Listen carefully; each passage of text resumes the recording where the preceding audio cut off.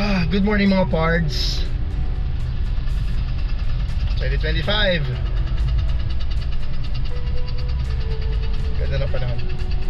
Kagagaling nga lang natin ng airport. Hi! Thank you 2025. Bago matapos ang 2025, today is December 28, Sunday. Gusto lang natin mag-pause kahit medyo, alam mo yung traffic, alam mo yung kahit medyo stress. Actually hindi naman na nawawala ang stress sa pang-araw-araw na buhay natin, especially yung buhay dito sa Metro Manila. Depende lang siguro sa tao. Siguro masyadong stressful lang ako, masyado lang akong hyper lagi. Pero bago matapos ang taon, alam mo yung plano natin na sana makapag-pause tayo ng konti para mag-thank you sa 2025. So 2025, I would say napakabilis. Lagi naman natin sinasabi yun, ang bilis ng taon, ang bilis ng mga pangyayari. Pero I would say 2025 as a middle-aged man is totally different.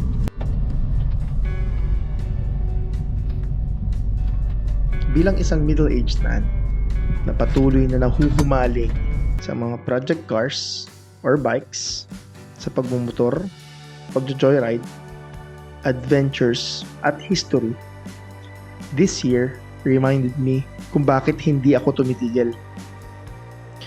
Thank you sa lahat ng challenges, sa mga road na sumubok sa pasensya ko, sa mga sandaling pinabagal ako para mag-isip at mag-reflect.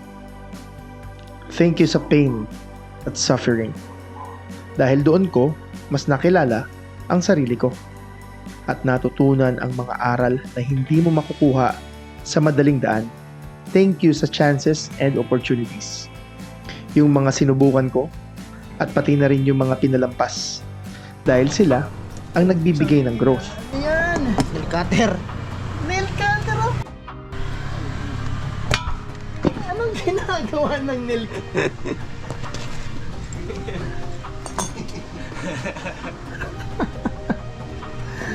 Thank you sa learnings at blessings, for the silent wins at sa maliliit na tagumpay, at sa clarity na natagpuan ko sa gitna ng long drives at solo rides.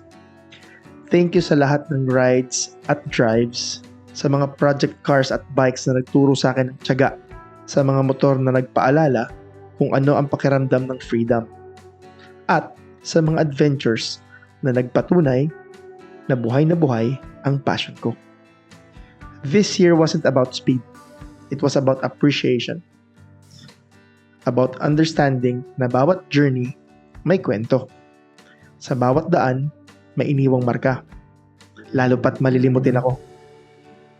At habang paparating ang 2026, hindi ako nagmamadali. Marami pang daan na tatahakin. Marami pang kwento na mabubuo. Marami pang adventures ang naghihintay.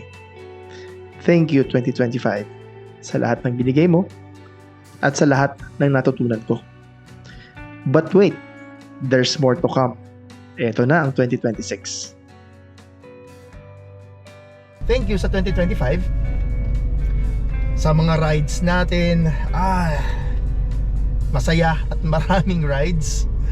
So, yung mga adventures natin, yung pag-discover natin sa Metro Manila, sa mga project cars natin, and syempre yung mga motor na mas nadadagdagan pa or mas madadagdagan pa, and yung mga project cars natin na kahit papano paunti-unting nabubuo. Hindi pa siya tapos. Actually never ending naman talaga ang mga project cars, pero kahit paunti-unti nabubuo naman siya. Hindi naman perfect ang taon. May mga sira, may mga aberya, may mga delays, and of course pagod and gastos. At sa mga biyahe natin sa buong Pilipinas, nako-cover pa lang natin ng Metro Manila. Actually, pasimula pa lang. But for 1 year, yun lang yung na-cover natin. So we covered 16 cities and municipalities dito sa Metro Manila. Medyo bitin, pero looking forward tayo for 2026 na mas marami tayong makonquer.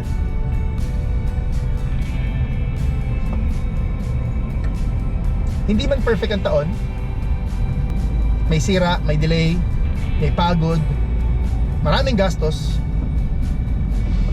Pero sa bawat gas stop, bawat long ride, bawat adventure, may natututunan tayo. Marami. At yung mga natututunan natin yon, forever na nating dadalhin yun. Atin na yun. And ang problema pa nga doon, kaya natin sinusolusyonan sa vlog na to,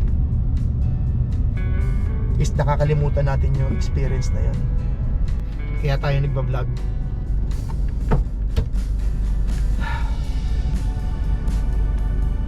Memory losses.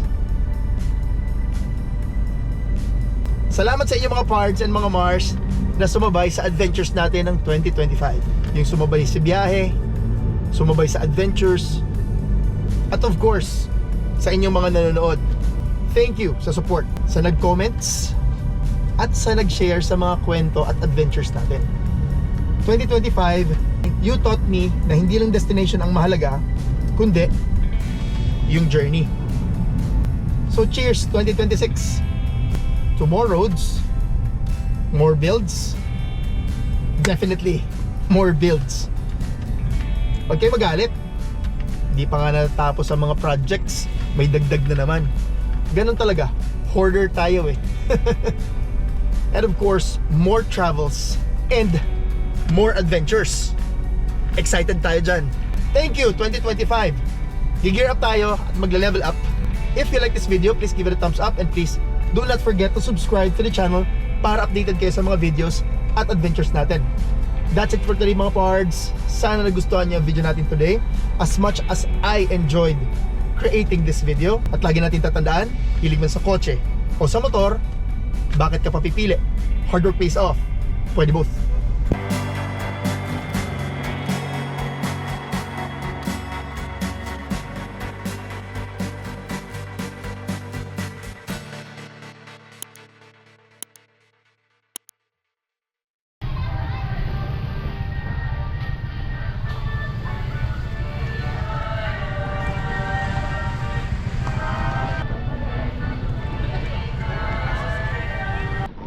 Alam nyo, weird, isa sa pinaka gusto kong amoy, yung amoy siga, especially sa umaga. Weird. Well, meron ding isa pa, freshly cut grass. Alam mo yun, yung mga hardinero o yung mga grass cutters sa mga damo-damo. Yan, gustong gusto ko yung amoy na yan. Weird, diba? I don't know kung may nakaka-relate.